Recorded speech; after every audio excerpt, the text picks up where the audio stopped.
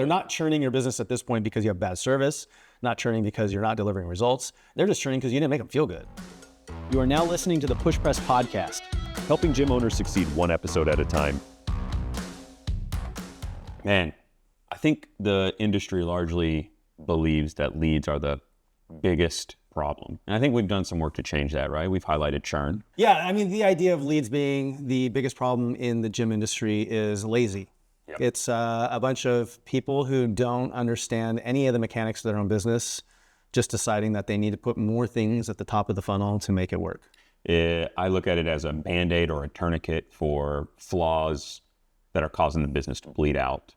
And today, we're going to jump into one of those, which you believe is onboarding, right? The way that we bring customers into our business. 100%. Yeah, I think not onboarding your customers correctly is probably the biggest place you're losing blood, since you've already been on that analogy.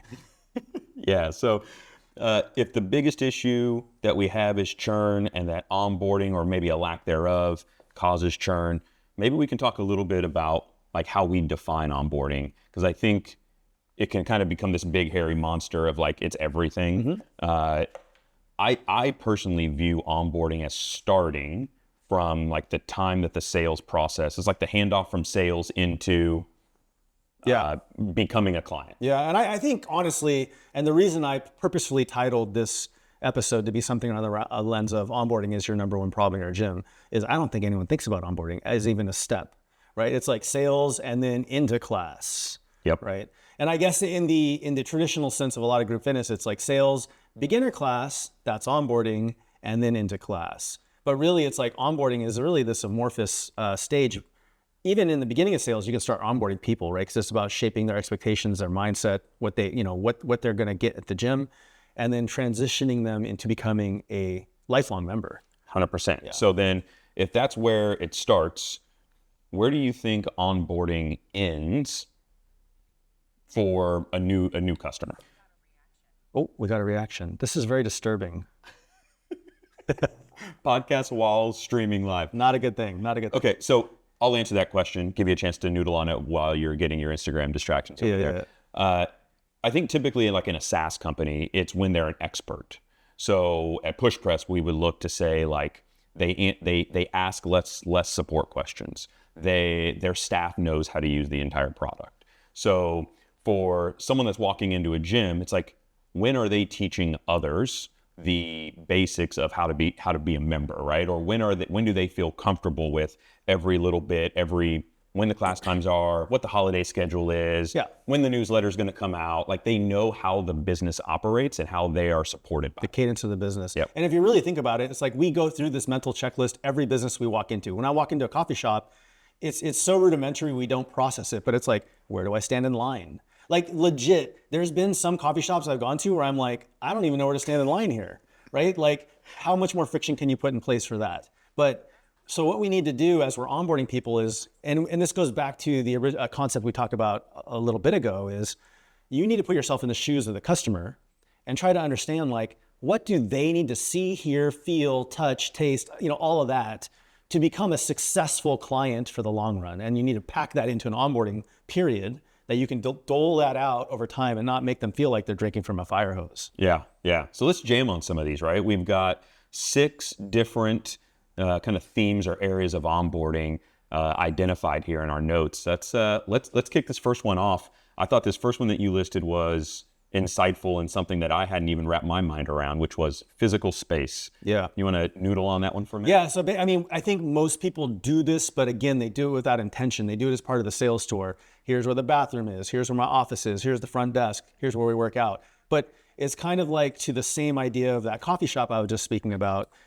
If someone has to walk in and try and figure out things on their own, causes friction. So really, it's like take people around the most important areas of your gym, your establishment. Here's where the locker rooms are. Here's where the bathroom is. Here's where my office is. You'll find me here from 9 to 5, whatever. Here's the front desk, or front, blah, blah, blah. Here's the gym workout floor. Here's the jump ropes are. Here's where we do rowing work. So when it comes up in class, what you don't want the person to do is like, okay, everyone go pull out a wall ball. And they're like, where are the wall? What are those a wall ball? And where are those? You don't want them to feel stupid in the first moment. We've all had that feeling of anxiety when we are in an area that we're slightly unfamiliar with, and it's like, what do I do here? Where do I go? Yeah. Who do I talk to? And generally, that's how I think about the physical space section. It's like, we want to remove that anxious feeling across the board for any new client in our business. Yeah, I think now that we've put in this framework as a spoiler alert for every other one that's coming up, or most of the ones that are coming up,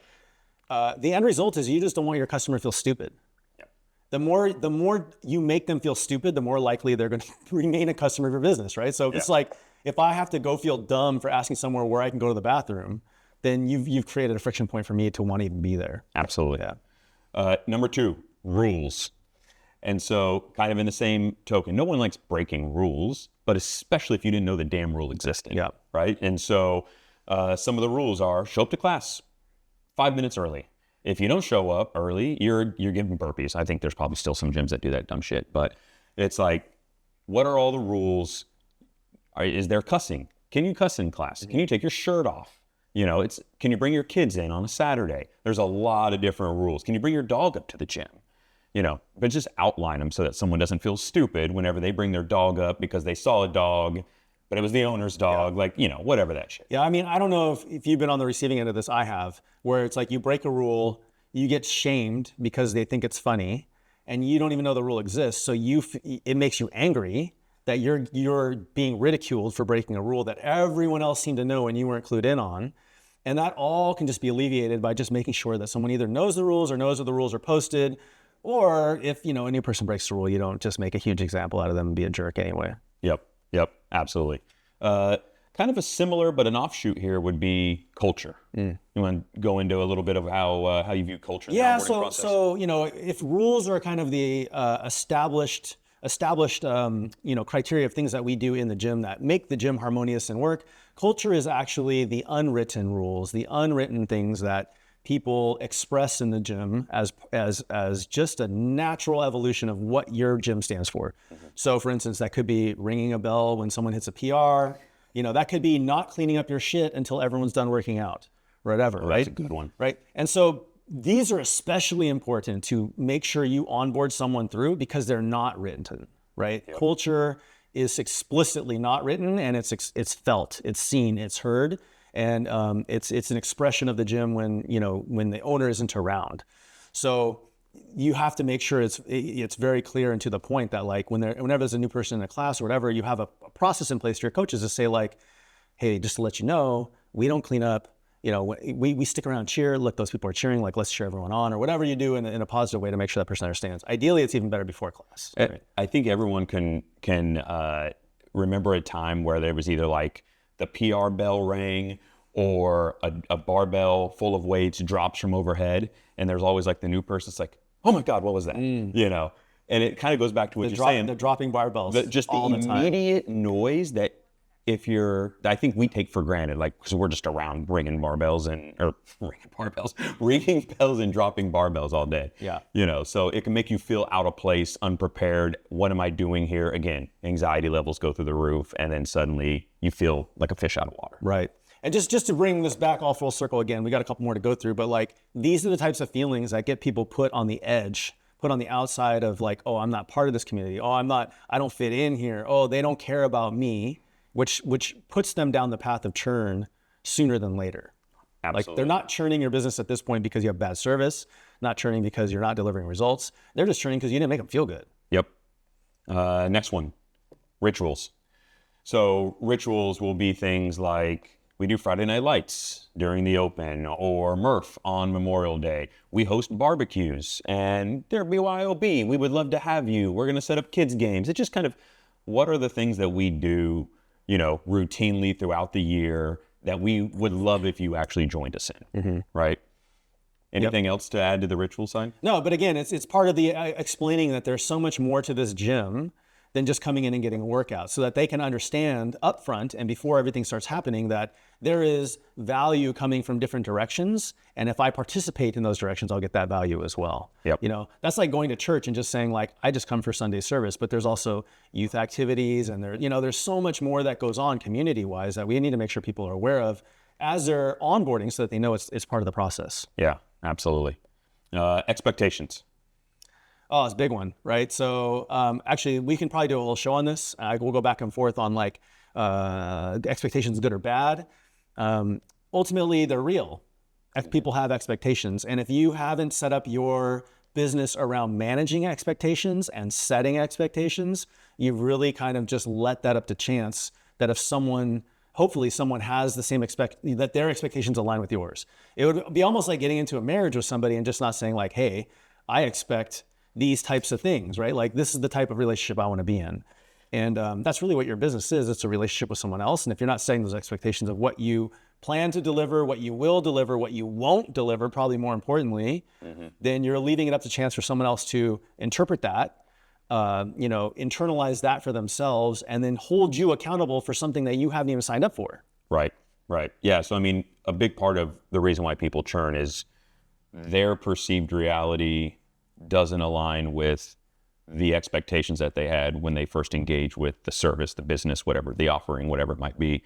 And so making sure that if it's, hey, I want to lose 30 pounds, and it's like, okay, that's going to take you 6 months. That's another great example. Like expectations, timing wise. Yep. It's not just what you're going to do, but how long it will take. What's it going to take? How long is it going to take? What's the sacrifice that we're doing? Should you even do that? Should you do it? When can you expect me to check in with you along the way? What are the protocols? Yeah. All of that falls into expectation. That could be an entirely another show by itself. Right. Yeah. And then last one, immersion. So immersion is kind of your, I would almost say like, we've done it. We've got you, once you can get to this final point, they should feel like a member of the community. They should feel right at home, where maybe if you did have a miss with a new client coming in the door, hopefully this client is immersed well enough where they wrap their hand around the new guy and say, let me give you the lay of the land. And they could almost be an onboarding expert for you. Yeah, it's almost a culmination of all the rest of them, community, the rules, the culture, the rituals. Like once you've instilled all of that stuff in your members, they can actually become living, walking, breathing versions of that for you, an extension of you, if you will. But also it's, like I've actually experienced this at some gyms that I've tried. Like I'll come in, I'll understand the rules, I'll understand the rituals, I'll understand all that stuff, but I didn't make a personal connection with anybody. And they didn't build into their process like, hey, you know what? You have a question? This is the person to talk to, or this is your buddy for class, or whatever it is. And so I'm just on an island. Everyone has their own cliques. Everyone's having their own fun. And I feel stupid. Like, again, it always just goes back to like, do I feel stupid ultimately, right? And I happen to feel stupid a lot. So that's a problem. And to maybe double click in there, the feeling of that feeling of like you're a fish out of water, like you feel stupid. We shouldn't. I'm just letting the Instagrammers know. We shouldn't poo-poo that feeling, because it's important to understand that trying anything new is hard. So I've actually been thinking about starting some Brazilian Jiu-Jitsu, right? You and me both. And I wrestled from the time that I was a kid until I was 18, right? Hand-to-hand combat is nothing new to me, but I am still like, damn, I'm 42. This is new. So that feeling of like walking in and doing something takes a lot of courage to get beyond. Don't layer on additional things that we're outlining here to just beat that person down even further when they already are on it. For real. Do you remember the first time you walked into a CrossFit gym? I still remember mine. I do. Yeah. For me, it was like, I remember sitting in a parking lot and I watched 2 whole classes go on from the parking lot, doubting if I should go in. Until this is, I don't remember, Forrest Jung, South Bay. He literally saw me sitting in the car and he walked down. He's like, hey, can I help? Because I was sitting there for so long. And I was like, yeah, I had an appointment 2 hours ago, but like all those shirtless people like made me really scared. Yeah. I didn't realize that. Yeah. Forrest, great guy. Yeah. So anyway, let's just recap all that. I mean, I think it's important to think about, all of these topics in the lens of churn.